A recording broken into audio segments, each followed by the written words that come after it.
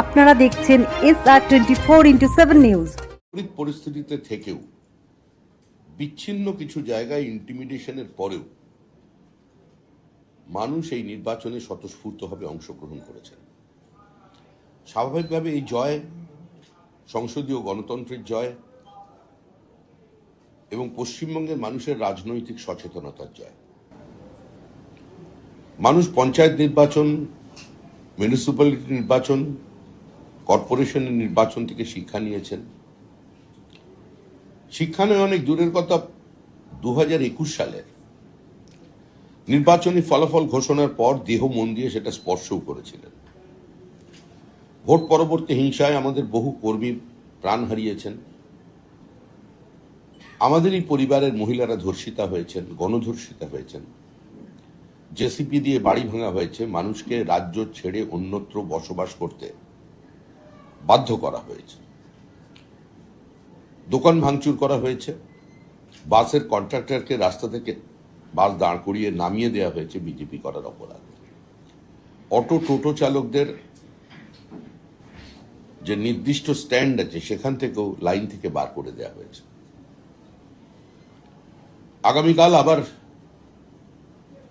Vote গণনা।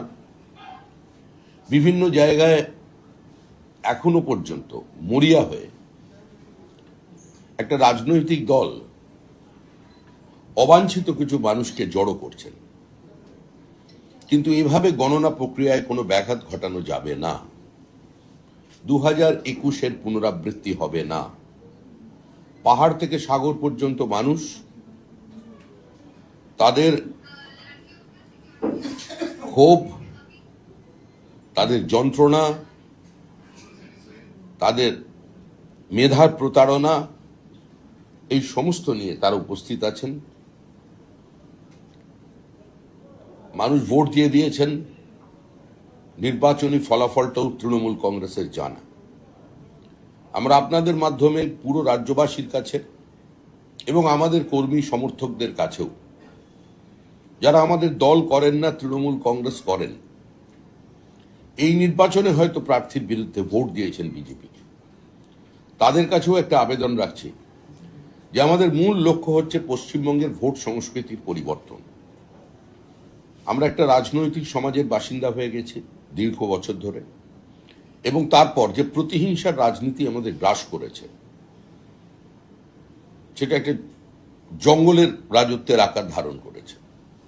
মহা জঙ্গল রাজ থেকে মানুষ মুক্তি চাইছে, মুক্তি পাবে, কিন্তু মুক্তি পাওয়ার অর্থ এটা নয় যে আমরা 2021 সালের ঘটনাকে কেন্দ্র করে কিংবা 2016 সালের পর থেকে আমাদের সঙ্গে যা হয়েছে সেই ঘটনারই পুনরাবৃত্তি আমাদের লোকজন করবেন।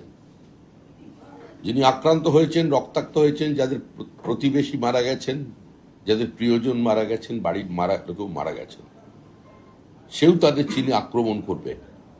এই পরিস্থিতি যাতে না তৈরি হয়, আমরা বিশেষ করে আজকে সাংবাদিকদের এ কারণেই ডেকেছি। এই ধরনের কোনো ঘটনার যদি আপনারা পান, তৎক্ষণাৎ সাংবাদিক হিসেবে নয়, অবশ্যই আপনাদের চ্যানেলে সেটা সম্প্রসারিত করবেন, সংবাদ মাধ্যমে সেটা থাকবে। ব্যক্তিগত সম্পর্কের সূত্রেও এবং সাংবাদিক সত্তার বাইরে গিয়েও একজন নাগরিক হিসেবে আমাদের বিষয়টি জানাবেন, কারণ আমরা চাই না আমরা যেটা শিকার হয়েছে, আমরা যেভাবে আক্রান্ত হয়েছি, আমাদের কর্মীরা যেভাবে দিনের পর দিন যন্ত্রণার মধ্যে কাটিয়েছেন, সেটা যেন অন্য কোনো পরিবারের উপরে নেমে না আসে। এই পরিস্থিতির নির্বাচন হয়েছে, মানুষকে অভিনন্দন। 92% বেশি মানুষ পশ্চিমবঙ্গে ভোট দিয়েছেন, এই প্রক্রিয়া থেকেছেন। তাদের সকলের কাছে আমরা কৃতজ্ঞ, সকলকে অভিনন্দন জানাচ্ছি। পশ্চিমবঙ্গে শান্তির বাতাবরণ থাকুক। পশ্চিমবঙ্গে রাজনৈতিক বিভাজন তো থাকবেই, কিন্তু রাজনৈতিক বিভাজন যেন সংঘর্ষের রূপ না নেয়। ধন্যবাদ। একটা প্রশ্ন আছে। প্রধানমন্ত্রী অনেকবার একজন আস্তে আস্তে প্রধানমন্ত্রী অনেকবার এসে বলে গেছেন এমন কতগুলো জেলা থাকবে যেখানে তৃণমূল খাতা খুলতে পারবে না, তো সেই জেলাগুলোর সম্ভাব্য নাম কি আপনি একটু বলতে পারবেন? প্রধানমন্ত্রী যেখানে বলে দিয়েছেন সেই সম্পর্কে আমি কোনো নির্বাচনী ধারা বিবরণী দিতে কিংবা ভবিষ্যৎবাণী করতে এখানে বসিনি। আমাদের কাছে নির্দিষ্ট হিসাব আছে। আমি আবার বলছি, সমস্ত প্রত্যাশার বুক চিরে এক অপ্রত্যাশিত ফলাফল আগামী কালকের জন্য অপেক্ষা করছে। আর যে ফলাফল এখনো পর্যন্ত আমরা তাতে কোনো মন্তব্য করিনি, সেফোলজিস্ট বা বিভিন্ন ভোট ফেরত সমীক্ষা থেকে যা বেরিয়ে এসেছে সেটার সঙ্গে কোনো মিল থাকবে না। Do you apprehend large scale আমি violence? ইংরেজি জানি না। आप क्या ऐसे मानते हैं कि रिजल्ट के बाद में हिंसा हो सकती है, और अगर मतलब आपका क्या अपील रहेगा? हमारा अपील है किसी भी तरीके की हिंसा ना हो जाए। जो जीत गया, जीतने का मतलब ये ऐसा नहीं है जो पिछले दफा जो आपका घर तोड़ा था, आपका कार्यकर्ता का हत्या किया था, आप वैसे ही काम करें। ऐसा नहीं होना चाहिए। इस वोट संस्कृति जो पश्चिम बंगाल में भी बने हुए है, बिहार उत्तर प्रदेश जिस संस्कृति का बाहर चले आए, और पश्चिम बंगाल में हालत वैसा ही है। जो हमारा बंगाली लोग, हम लोग बार बार बोलते हैं हम लोग रेस्ट ऑफ द इंडिया से अलग है, हम लोग जो आज सोचता है वो लोग काल सोचता है। तो ऐसे ही हमारा सोच में भी बदलाव आना चाहिए और ऐसे हिंसा बंद होना चाहिए। সুবিধা বিভিন্ন স্ট্রং রুম এবং কাউন্টিং সেন্টারের বাইরে দেখা যাচ্ছে বিভিন্ন সময় উত্তেজনা সৃষ্টি হয়েছে। কালকে কি নির্বিঘ্নে এটি পরিচালনা করা সম্ভব? নির্বিঘ্নে পরিচালনা হবে, সমস্ত জায়গায় ফোর্স থাকবে, আমাদের কাউন্টিং এজেন্ডা যথাসময়ে তার ভিতরে থাকবেন।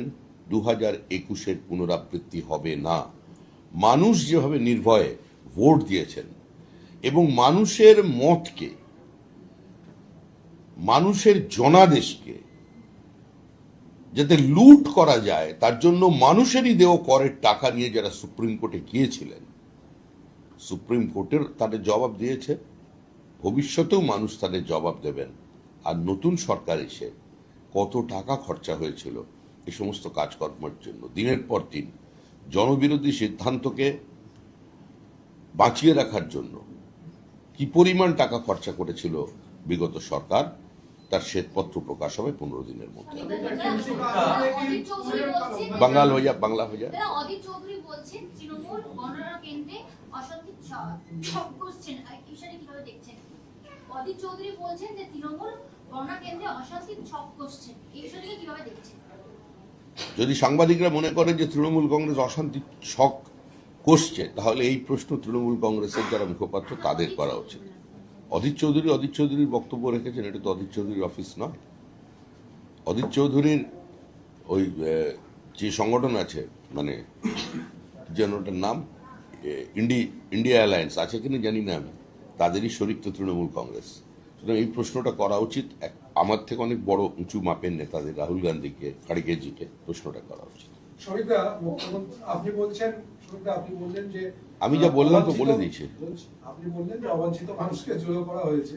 হ্যাঁ। মুখ্যমন্ত্রী ওদিক থেকে 200 সিট পাবো বলে কালকে ঘোষণা করেছেন এবং বলছেন যে যতক্ষণ না আমি বলছি ততক্ষণ গণনা কেন্দ্রে যেন থাকে। এটা কিসের ইঙ্গিত, কি বলতে চাইছেন উনি? সেটা আপনি মুখ্যমন্ত্রীকে জিজ্ঞাসা করুন, আমায় কেন বলছেন? রাজ্য না, আমি রাজ্য সভাপতি হিসেবে মুখ্যমন্ত্রীর মনের কথা কি করে বুঝতে পারবো? মুখ্যমন্ত্রীর মনের ব্যথা, মুখ্যমন্ত্রীর মনের কথা, মুখ্যমন্ত্রীর ইঙ্গিত তা একমাত্র মুখ্যমন্ত্রী বলতে পারেন। কারণ আমাদের মুখ্যমন্ত্রী কোনো সাধারণ মুখ্যমন্ত্রী নন। আমাদের মুখ্যমন্ত্রী রয়্যাল বেঙ্গল টাইগার হিসেবে নিজেকে দাবি করে। ধারে কাছে যাওয়ার মতো আমাদের শক্তি নেই ভয়ে। সুমিত্রা একটা কথা বলছেন, কিন্তু অভিষেক বন্দ্যোপাধ্যায় বলছেন যে ডায়মন্ড হারবার মডেল, সেই মডেলে কেউ কোনোভাবেই আঁচড়ও কাটতে পারবে না, এবং গতকাল যে ভার্চুয়াল বৈঠক হয়েছে সেই বৈঠকে একাধিক নির্দেশ তিনি দিয়েছেন। তো তৃণমূল কংগ্রেসের ভার্চুয়াল বৈঠকে কি আলোচনা হবে সেটা বিজেপি সেটা নিয়ে কথা বলবে। কিন্তু আপনারা ডায়মন্ড হারবার মডেল ভাঙতে পারবেন? আপনারা আঁচড় কাটতে পারবেন? ফলতায় তো আবার রিপোল হচ্ছে। ফলতায় রিপোল হচ্ছে। নির্বাচন কমিশন দেখেছেন যে ওখানে রিপোলের প্রয়োজন আছে, তারা সিদ্ধান্ত নিয়েছে। আর কালকে তো স্বতঃস্ফূর্ত প্রতিরোধ তৈরি হয়েছিল। নির্বাচনের নামে দক্ষিণ 24 পরগনায় কি হয় সেটা তো আপনারা সাংবাদিকরা আপনারাও দেখিয়েছেন। গতকাল 2019 সালে কিছু মসজিদ থেকে ঘোষণা করে দেওয়া হয়েছিল অন্য সম্প্রদায়ের মানুষ এখান থেকে ছেড়ে চলে যান, একটা এক্সোডাস হয়েছিল 2019-এ। তো সেটাও তো সকলের জানা। গোটা লোক- ভারতকে ফলতায় আসতে বলে বাংলা শেষ করতে দে, উত্তরটা শেষ হয়নি। উত্তরটা শেষ হয়নি। হয়ে গেছে। নির্বাচন কমিশনের ভূমিকায় তাহলে কি আপনারা সন্তুষ্ট? কারণ যখন সমস্ত কেন্দ্রের রেজাল্ট বেরোবে সেই সময় ফলতায় রিপোল হওয়া এবং তারপরে সেটার রেজাল্ট বেরোনো, কমিশন কি কোথাও ফেলিওর হলো? কমিশন ফেলিওর হবে কেন? কমিশন ফেলিওর হয়েছে কি হয়নি সেটা কমিশন উত্তর দেবে, আমি তো ওদের মুখপাত্র নই। আমি আমার দলের পক্ষ থেকে বলতে পারি যে যেভাবে ফলতায় নির্বাচন করানো হয়েছিল, যেভাবে বিভিন্ন ইভিএম বক্সকে টেম্পার করানো হয়েছিল, সেটা কোনো সুস্থ সামাজিক সভ্য সমাজে কাম্য নয়। 140 কোটির এত বড় গণতন্ত্র যেখানে বিনা রক্তক্ষয়ে একটা দেশের সরকারের পরিবর্তন হয়ে যায়, সেখানে একটা রাজ্যের নির্বাচনে এ ধরনের ঘটনা কাঙ্ক্ষিত নয়। সুতরাং যেটা হয়েছে সেটা সেখানকার মানুষের গণতান্ত্রিক অধিকারকে সুরক্ষিত করার জন্যই হয়েছে। আমরা সেই পদক্ষেপকে স্বাগত জানিয়েছি। গোটা ভারতকে ফলতায় আসতে বলে বাংলা ভাঙার ছক করছে অভিষেক বন্দ্যোপাধ্যায়, দেশের বিরুদ্ধে কথা বলছে অভিষেক বন্দ্যোপাধ্যায়।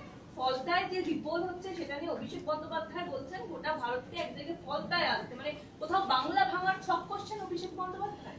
এ ব্যথা কি যে ব্যথা বোঝে কি আঞ্জনে, যার যেখানে ব্যথা সে বুঝেছে। আরেকটা কথা যে অভিষেক ব্যানার্জি কালকে নির্দেশ দিয়েছেন, আবার না, একটু এটা বলতে হবে, মানে কিরকম আপনারা বলছেন যে সুষ্ঠু গণনা কেন্দ্রে সুষ্ঠুভাবে গণনা হবে, কিন্তু অভিষেক ব্যানার্জি বলেছেন দলীয় কর্মীদের 4 থেকে 4,500 প্রত্যেকটা গণনা কেন্দ্রে কর্মীদের জড়ো হতে। কেন? এটা কি কোনো সংঘাতের পূর্বাভাস বা এটা প্লাস ঝান্ডার সাথে ডান্ডাও রাখতে বলেছে, হাতে ডান্ডা রাখতে বলেছে, প্লাস প্রত্যেকটা গণনা কেন্দ্রে 4 থেকে 4,500 কর্মীকে জমায়েত হওয়ার নির্দেশ দিয়েছেন নির্বাচন কমিশন বুঝবে। নির্বাচন গণনা কেন্দ্রের ভিতরে এবং বাইরে শান্তি বজায় রাখার, মানুষকে সুরক্ষিত রাখার রক্তপাতহীন নির্বাচনের প্রতিশ্রুতি তারা দিয়েছেন এবং দুটো ফেজেই নির্বাচনে আমরা সেটা দেখেছি। আমার মনে হয় শেষটাও ভালো হবে। आरोप लगाया जा रहा है कि दुर्ग में तब्दील कर दिया आप लोगों ने स्ट्रांग रूम को चुनाव आयोग के साथ मिलकर और उसके कारण टीएमसी पारदर्शिता से पूरी तरह दूर हो गई। ये आरोप लग रहा है आप लोगों पर। कौन आरोप लगा रहा? कई विधायक ऐसे हैं, मैं फिलहाल अभी नाम नहीं लूंगा, लेकिन आरोप लगाया जा रहा है। छोड़िए, विधायक का नाम लेना नहीं पड़ेगा, वो अगले चंद घंटे के भीतर विधायक नहीं रहेगा। सरकार की जीत के लिए आपकी तैयारी जोरदार है, झालमुड़ी बटेगी और रसगुल्ला भी बटेगा। अगर कुछ ऊपर नीचे होता है तो फिर अकाउंटेबिलिटी कौन लेगा? अगर कुछ रिजल्ट आपके हिसाब से नहीं आया तो फिर अकाउंटेबिलिटी कौन फिक्स करेगा, कौन लेगा? प्रश्न अगर से शुरू होता है तो जरूर एक मगर चला आएगा, और मैं अगर मगर का चक्कर में फंसना नहीं चाहता हूँ। गंगोत्री से गंगा सागर तक भाजपा की डबल इंजन सरकार बनेगा, और श्यामा प्रसाद का भूमि में श्यामा प्रसाद का सरकार पहले बार बनने जा रहा है। ये काल की कपाल पे लिखा हुआ है, इसमें कोई इधर अगर मगर नहीं है। फिर बोल रहा हूँ, बिना हिंसा की मतगणना हो इसकी उम्मीद आप कैसे कर रहे हैं पार्टी के अध्यक्ष होने के नाते? जब 15 घंटे पहले कोलकाता के एक हिस्से में 2 पार्टी के कार्यकर्ता आपस में भिड़ गए, लाठीचार्ज करना पड़ा आधी रात को। अरे पश्चिम बंगाल की चुनाव, पश्चिम बंगाल की राजनीतिक कार्यक्रम कभी शाकाहारी नहीं होता। इतना दिन का प्रैक्टिस है, थोड़ा बहुत तो छुटपुट होता है ना, वो चलता रहेगा। মোথাবাড়ির ঘটনায় 9 তৃণমূল নেতাকে তলব করলো এবার এনআইএ। মোথাবাড়ির ঘটনা মানুষ এখন কোনো এনআইএ, কোনো ইডি, কোনো সিবিআই এই নিয়ে ভাবিত নয়। কোনোভাবে এসব আলোচনায় মানুষের কোনো উৎসাহ নেই। মানুষ একটা 15 বছরের একচেটিয়া একদলীয় একাধিপত্যের থেকে মুক্তি পেতে চাইছে, তার অপেক্ষা করছে। आंतरिक आकलन कितनी सीटों का है? कितनी सीटों का है? कितनी सीटों का आकलन पार्टी अभी कर रही है? पार्टी कोई आकलन नहीं कर रहे हैं। जो कुछ बोलना है वो माननीय गृह मंत्री जी बोल चुका है। भारतीय जनता पार्टी की तरफ से मैं यही बोल सकता हूँ, जी will form the government with a comfortable majority and we are going to form it. Abhishek Banerjee वाले चैलेंज पे क्या बोलेंगे सर? हिंदी में एक बार बता दीजिए, जो उन्होंने ट्वीट किया है, चैलेंज किया है। अभिषेक बनर्जी ने जो ट्वीट करके सर चैलेंज किया है, उस पर आप क्या रिएक्ट करोगे? वो हिंदी में एक बार बता दीजिए सर। सभी चैलेंज का ऊपर टिप्पणी देना चाहिए, ऐसा आप सोचते हैं क्या? अगर हमने चैलेंज कर दिया माइक टाइसन के साथ बॉक्सिंग लड़ने का, तो हमारा चैलेंज एक्सेप्ट करेगा क्या? पूछेंगे उसको जाकर? ऐसा हो ही नहीं सकते। पहले भी बहुत चैलेंज लिया था। तृणमूल कांग्रेस अभी शैडो प्रैक्टिस कर रहे हैं, तो उसमें वो कुछ भी बोल सकते हैं। चार जो बनना था वो हो गया। मायावती की बात को बोल रहे हैं। अरे भैया कोई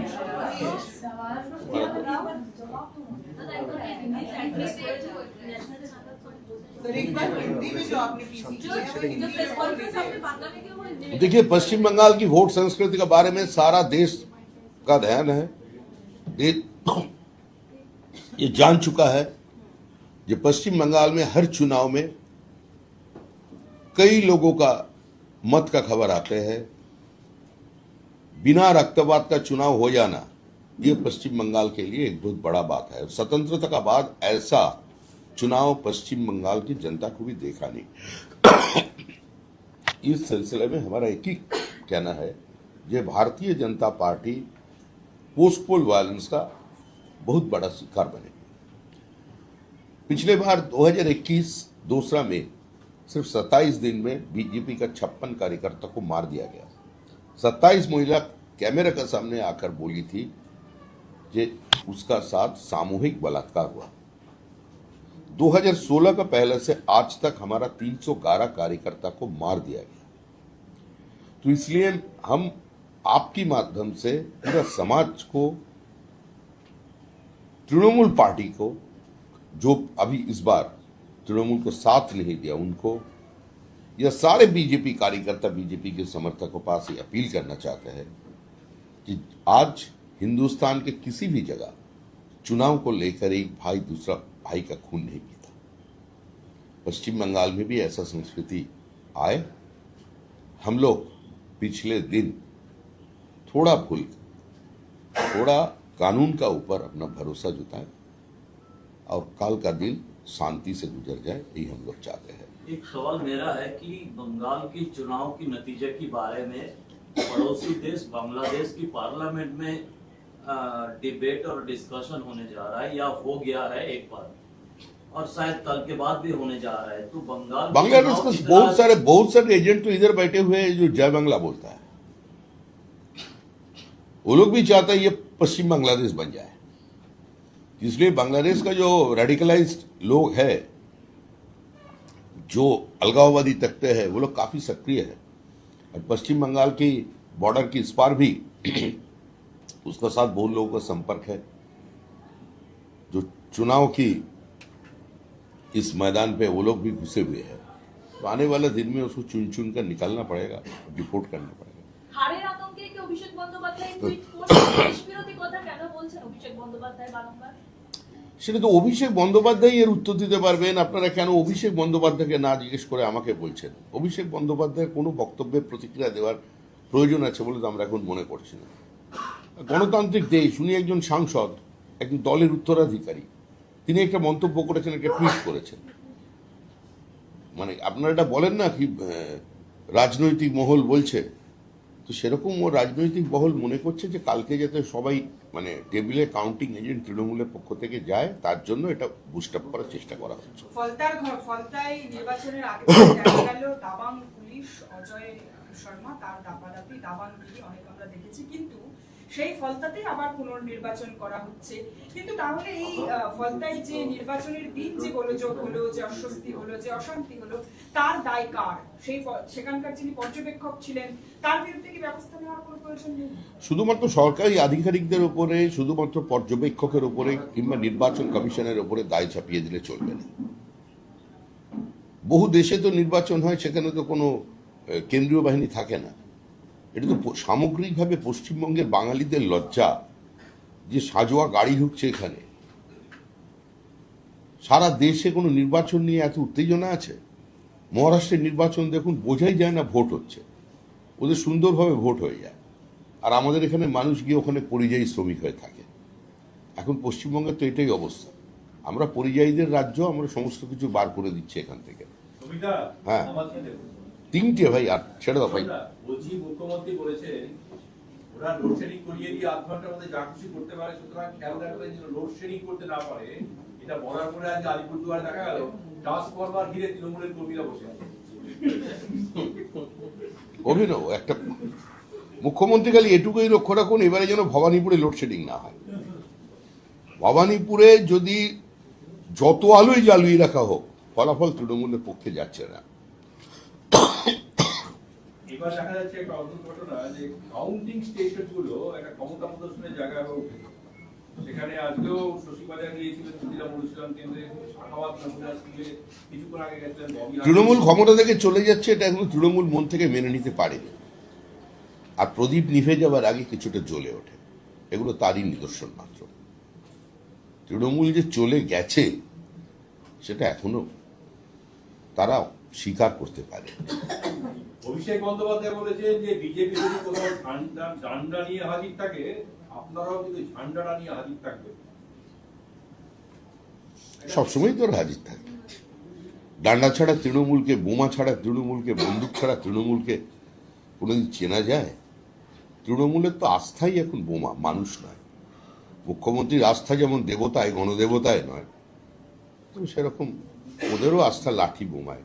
ওইসব কথাই বলছি। বিজেপি আনুমানিক কতটা আসন নিয়ে ক্ষমতায় আসতে পারে? বিজেপি আনুমানিক কতটা আসন নিয়ে ক্ষমতায় আসতে পারে? আপনারা দাবি করছেন আপনার প্রেডিকশন আসবে, এলে কটা আসন পেতে পারে? এটা একমাত্র সঠিক পরিসংখ্যান দিতে পারেন রাজ্যের মুখ্যমন্ত্রী।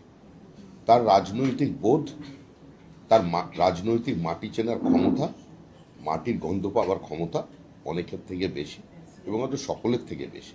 তিনি জানেন ফলাফলটা কি হয়ে গেছে।